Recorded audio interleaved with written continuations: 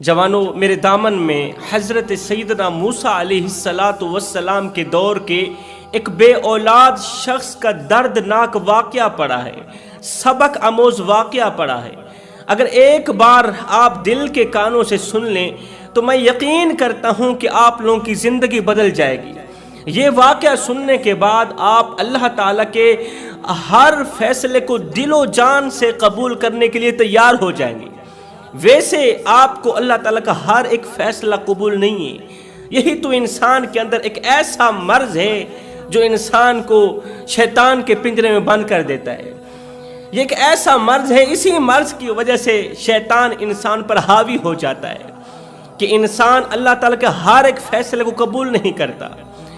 آپ اگر یہ واقعہ دل کے کانوں سے سن لیتے ہیں، میں کہتا ہوں آپ اپنی رضا کو اللہ کی رضا پر قربان کر دیں گے، آپ اپنی مرضی کو اللہ کی مرضی پر قربان کر دیں گے۔ اللہ بھی یہی چاہتا ہے کہ تم اپنی مرضی کو میری مرضی پہ قربان کرو، اپنی چاہت کو میری چاہت پہ قربان کر دو۔ جب تم اپنی چاہت کو، اپنی رضا کو میری رضا پر قربان کر دو گے تو پھر میں وہی کروں گا جو تمہاری چاہت ہوگی۔ پھر میری چاہت نہیں چلے گی، پھر میرے بندے کی چاہت چلے گی۔ اللہ فرماتا ہے، اے بندے تو کرتا وہ ہے جو تو چاہتا ہے، پر ہوتا وہ ہے جو میں رب چاہتا ہوں۔ اے میرے بندے تو وہ کر جو میں چاہتا ہوں، پھر ہوگا وہی جو تو چاہتا ہے۔ جوانوں، حضرت سیدنا موسیٰ علیہ السلام آپ کلیم اللہ تھے، اللہ تعالیٰ سے کلام کرنے والے تھے، اللہ تعالیٰ سے میٹھی میٹھی باتیں کرنے والے تھے۔ یہاں پر مجھے حضرت سیدنا علی المرتضیٰ شیر خدا کا ایک چھوٹا سا زندگی بدل دینے والا قول یاد آ گیا۔ حضرت علی نے فرمایا تھا، جب میرا جی چاہتا ہے کہ میں اپنے رب سے بات کروں تو میں نماز پڑھنے لگ جاتا ہوں، اور جب میرا جی چاہتا ہے کہ میرا رب مجھ سے بات کرے تو میں قرآن اٹھاتا ہوں، پڑھنے لگ جاتا ہوں۔ حضرت موسیٰ علیہ السلام اللہ تعالیٰ سے کلام کرنے والے نبی، کلیم اللہ، آپ کہیں جا رہے تھے، کہیں لمبے سفر کو جا رہے تھے۔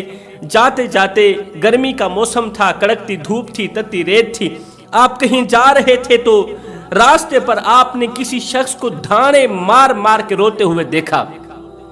اس کے چہرے پر پریشانیوں اور مصیبتوں کے آثار نمودار تھے۔ وہ راستے کے کونے پر بیٹھا زاروں قطار دھانے مار مار کے اونچی اونچی آواز میں چلا رہا تھا، رو رہا تھا۔ اس کی حالت زار دیکھ کر، اس دکھی انسان کی درد بھری آہیں سن کر، درد بھری فریادیں سن کر، اس کی حالت زار دیکھ کر حضرت موسیٰ علیہ السلام کا دل بھر آیا۔ موسیٰ علیہ السلام کو اس پر رحم آیا، ترس آیا۔ حضرت موسیٰ علیہ السلام نے اسی کی طرف رخ کر لیا، اس کے قریب گئے، اس کے کندھے پر ہاتھ رکھتے ہوئے فرمایا، اے بندہ خدا، کیا تمہیں بھوک لگی ہے؟ کیا تمہیں پیاس لگی ہے؟ بھوک لگی، کھانے کو کچھ نہیں، پیاس لگی ہے، پینے کو کچھ نہیں، تمہیں کسی نے مارا تو نہیں؟ اگر بھوک پیاس لگی ہے تو ٹھہرو، میں تمہارے لیے روزی روٹی کا بندوبست کر کے آتا ہوں۔ اگر تمہیں بھوک لگی ہے تو میں روٹی لے کے آتا ہوں، پیاس لگی ہے تو میں پانی لے کے آتا ہوں، بتا تو صحیح تو کیوں رو رہا ہے؟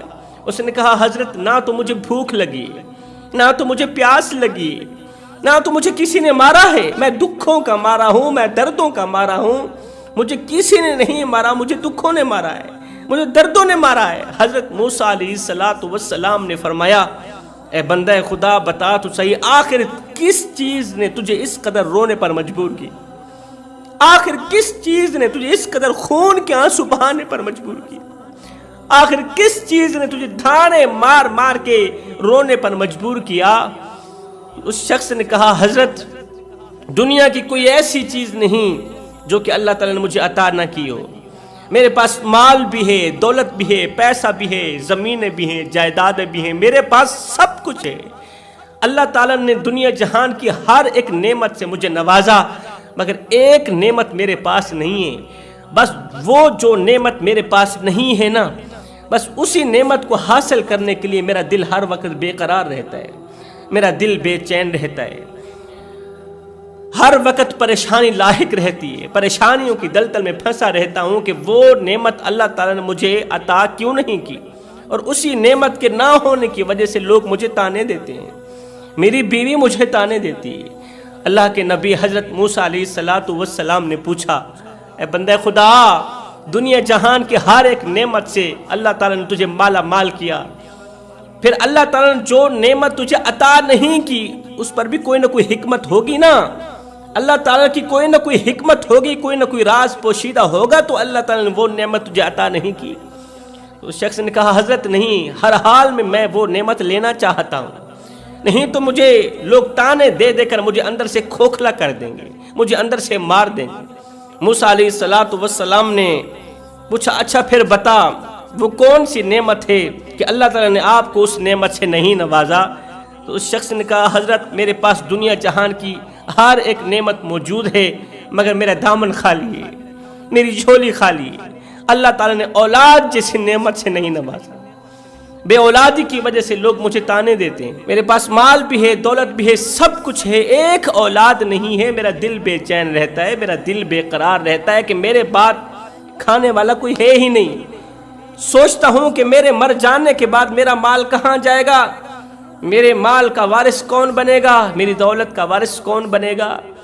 انسان کے اندر یہی تو ایک کمی ہے، اگر یہ کمی نہ ہوتی پھر انسان ہمیشہ کے لیے حضرت انسان ہی رہتا، پھر جانوروں والے کام نہ کرتا، پھر کتوں والے کام نہ کرتا۔ وہ کون سی کمی ہے کہ آج کا انسان یہ تو سوچتا ہے کہ میرے مر جانے کے بعد میری اولاد کا کیا بنے گا، آج کا انسان یہ تو سوچتا ہے کہ میرے مر جانے کے بعد میرے مال کا کیا بنے گا، میری دولت کا کیا بنے گا، مگر یہ نہیں سوچتا کہ میرے مر جانے کے بعد میرا کیا بنے گا۔ اللہ اکبر، میرے ساتھ قبر میں کیا ہوگا، حشر میں کیا ہوگا، قیامت کے دن اللہ تعالیٰ کو کون سا منہ دکھاؤں گا، کہیں قبر میرے لیے جہنم کے گڑھوں میں سے گڑھا تو نہیں بن جائے گی۔ اولاد کی فکر ہے، مال دولت کی فکر ہے، نہیں ہے تو قبر کی فکر نہیں ہے، نہیں ہے تو موت کی فکر نہیں ہے، نہیں ہے تو آخرت کی فکر نہیں ہے، ہر وقت مال مال مال۔ میرے رسول کریم صلی اللہ علیہ وسلم نے فرمایا صحابہ ابن آدم میرا مال میرا مال میرا مال کرتا رہتا ہے، مگر اے ابن آدم کان کھول کر سن لے، غیرت کے کانوں سے سن لے، دل کے کانوں سے سن لے، تیرا مال صرف وہی ہے جسے تو نے کھا کر ہضم کر لیا، تیرا مال صرف وہی ہے جسے تو نے پہن کر بوسیدہ کر دیا اور صدقہ دے کر ساتھ لے گیا، بس یہی تیرا مال ہے، زیادہ ہائے کرنے کی کوئی ضرورت نہیں ہے۔ کہتا ہے میرے پاس سب کچھ ہے، اولاد جیسی نعمت نہیں۔ اے اللہ کے نبی، میں نے سنا ہے اللہ تعالیٰ نبی کی کوئی بھی دعا رد نہیں کرتا۔ موسیٰ اللہ کا کلیم ہے، جب بھی اللہ سے مانگتا ہے تو اللہ تعالیٰ نعمتوں کی بارش کر دیتا ہے، پھر قبولیت کی بارش برسنے لگ جاتی ہے۔ آپ میرے حق میں دعا کریں اللہ تعالیٰ مجھے اولاد سے نوازے۔ اس کی حالت زار دیکھ کر، اس کی دکھ بھری فریاد سن کر، دکھ بھری کہانی سن کر حضرت موسیٰ علیہ السلام کا دل بھر آیا کہ لوگ اسے بے اولادی کے تانے دیتے ہیں، اور تو اور سگی بیوی بھی اسے تانے دیتی ہے۔ اب اللہ کے نبی حضرت موسیٰ علیہ السلام نے کیا کیا، دعا کے لیے دونوں ہاتھ آسمان کی طرف اٹھا دیے، عرض کی میرے کریم رب اس دکھی انسان کی جھولی بھر دے، اس کی جھولی اولاد جیسی نعمت سے خالی ہے، اس کی جھولی میں اولاد نہیں، اس کی سوکھی جھولی ہاری کر دے، خالی جھولی اولاد کی نعمت سے بھر دے۔ این اسی وقت اللہ تعالیٰ کی طرف سے جواب آتا ہے، اللہ تعالیٰ فرماتا ہے اے میرے موسیٰ اس کے نصیب میں اولاد نہیں لکھی، اس کے نصیب میں نے اولاد لکھی نہیں، لوح محفوظ کے اندر اس کے لیے اولاد نہیں لکھی، اس کے مقدر میں اولاد نہیں لکھی گئی۔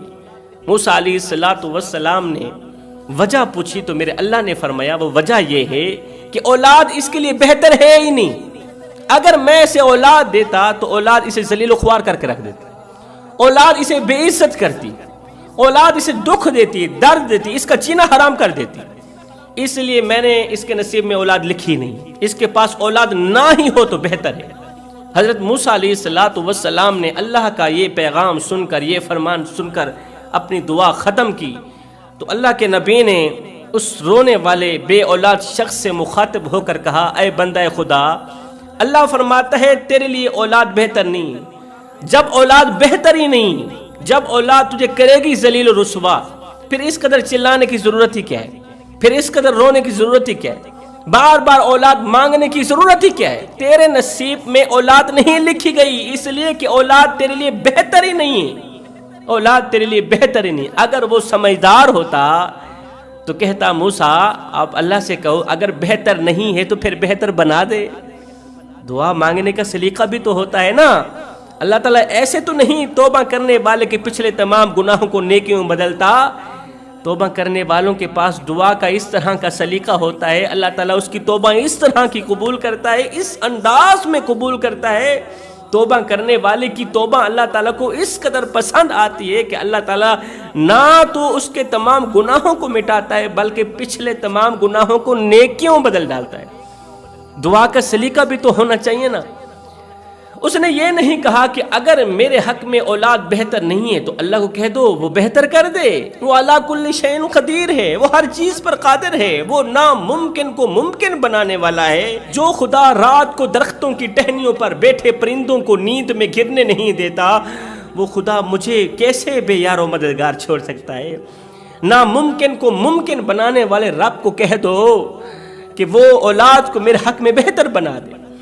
اس نے یہ نہیں کہا، الٹا اس نے کہا کہ مجھے ہر حال میں اولاد چاہیے۔ میرے رب کو کہو اگر میں اسی کا بندہ ہوں، اگر وہ میرا رب ہے، وہی میرا پالنہار ہے، تو اسے کہو مجھے ہر حال میں اولاد دے۔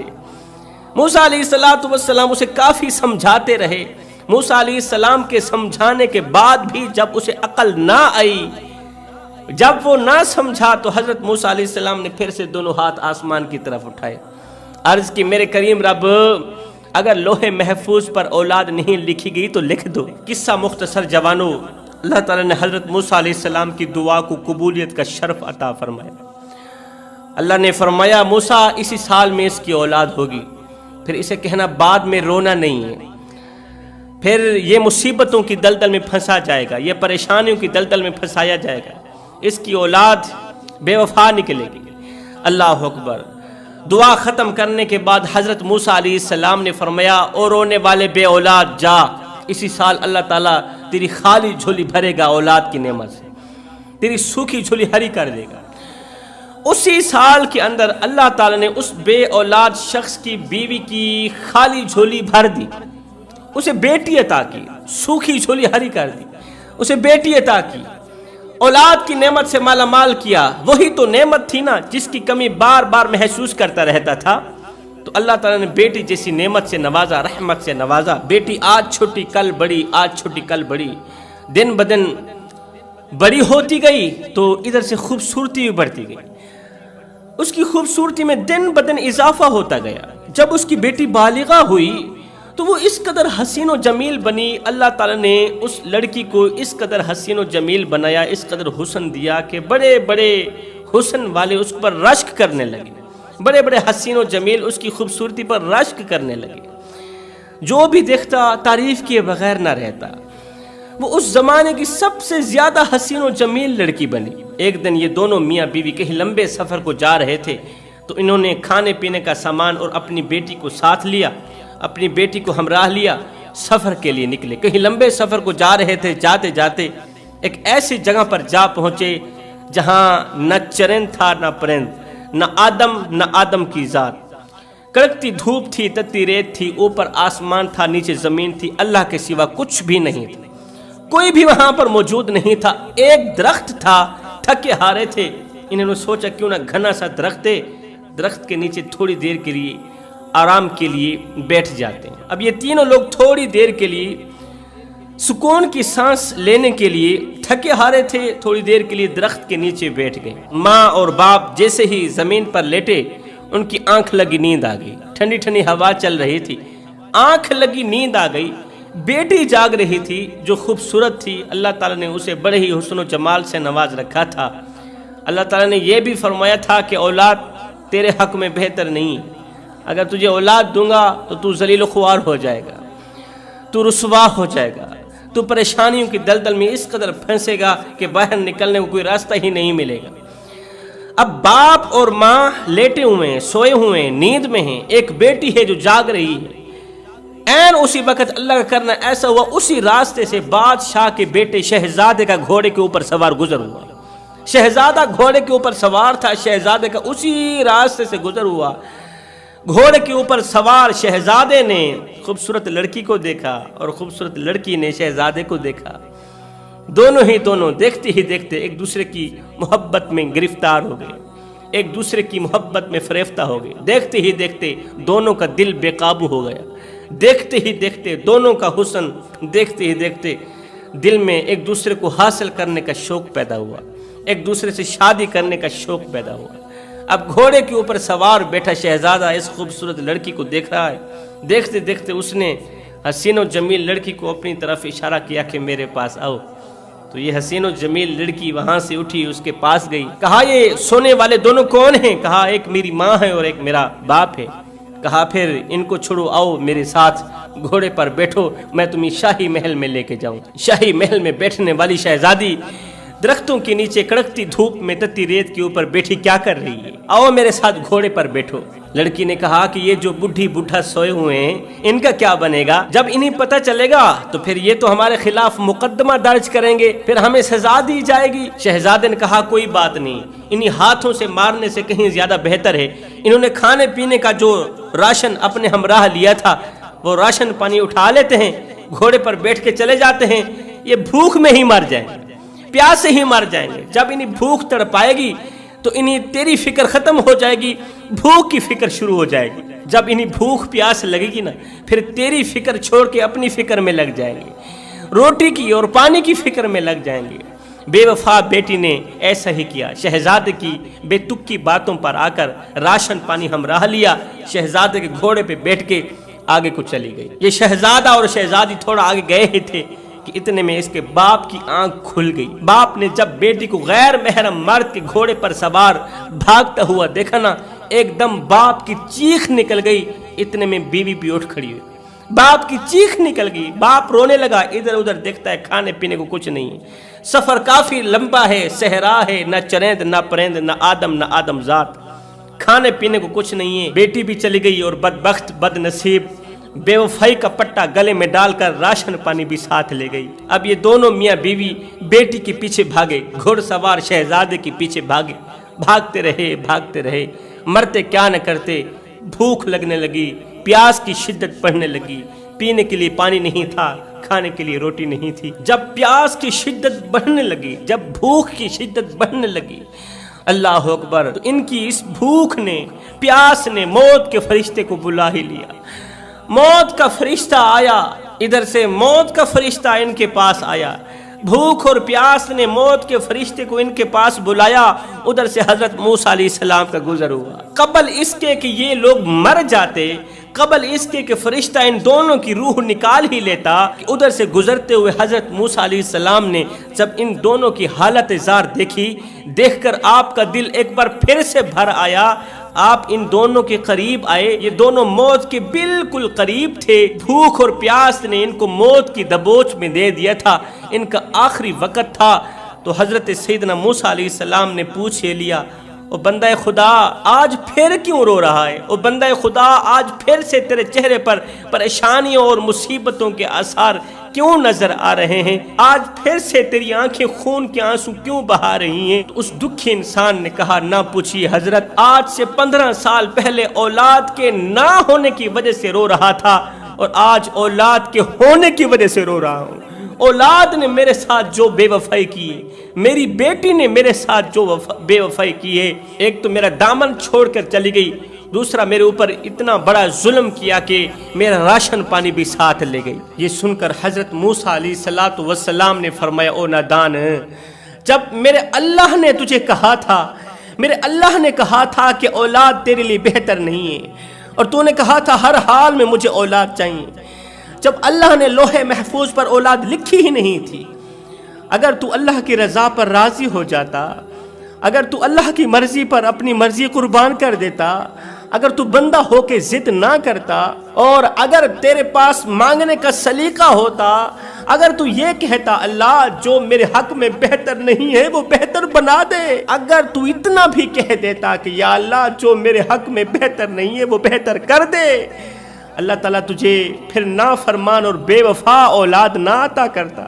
اللہ تعالیٰ پھر تجھے فرما بردار اولاد سے نوازتا۔ اللہ نے مجھے اسی دن سے فرمایا تھا موسیٰ میں اسے اولاد تو دے رہا ہوں، اس کی ضد پوری کر رہا ہوں، مگر اولاد اس کے ساتھ اس قدر بے وفائی کرے گی کہ اسے موت کی دبوچ میں دے کر قبر کے اندھیری کوٹھری میں جا سلائے گی۔ اس لیے میں کہتا ہوں میرے بھائیوں، اپنی مرضی کو اللہ کی مرضی پہ قربان کر دو۔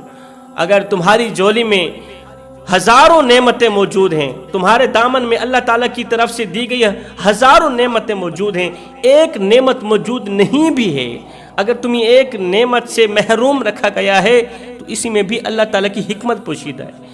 اس میں کوئی نہ کوئی راز ہے کہ اللہ تعالیٰ نے قیمتی سے قیمتی نعمتیں تمہیں عطا کی اور سستی سے سستی نعمت سے تمہیں محروم رکھا، کوئی نہ کوئی حکمت تو پوشیدہ ہے نا۔ لیکن ہم لوگ کیا کرتے ہیں؟ شکوے کرنے پہ لگ جاتے ہیں، شکایتیں کرنے پہ لگ جاتا ہے۔ اللہ سب کچھ دیا ہے مگر وہ چیز نہیں دی، ہر حال میں دے، ہم تیرے بندے نہیں ہیں۔ تو جب بھی اللہ تعالیٰ سے اولاد مانگو، فرما بردار اولاد مانگو، صالح اولاد مانگو، نیک اولاد مانگو، وہ اولاد، وہ بچے جن کا اٹھنا بھی اللہ کے نام پر ہو، جن کا بیٹھنا بھی اللہ کے نام پر ہو۔ میں تو کہتا ہوں اٹھیں تو نبی نبی کرتے ہوئے، بیٹھیں تو نبی نبی کرتے ہوئے، چلیں تو نبی نبی کرتے ہوئے، پھروں تو نبی نبی کرتے ہوئے، مسجد میں جائیں تو نبی نبی کرتے ہوئے، دعا کے لیے اللہ سے کچھ مانگنے کے لیے دونوں ہاتھ آسمان کی طرف بلند کریں تو نبی نبی کرتے ہوئے۔ میں کہتا ہوں ساری زندگی نبی نبی کرنے میں گزار دیں، جب موت کا وقت آئے اس وقت بھی لوگوں پر نبی نبی کے ترانے جاری ہوں، تاکہ ان کی قبر یہ پکار اٹھے، ان کی قبر کی مٹی پکار اٹھے کہ قبر میں جو مشکل کشا آ گیا، مجھے موت میں بھی مزہ آ گیا۔ ارے سرانے پہ بیٹھے جو دیکھا نبی کو، نکیرین کو بھی حیا آ گیا۔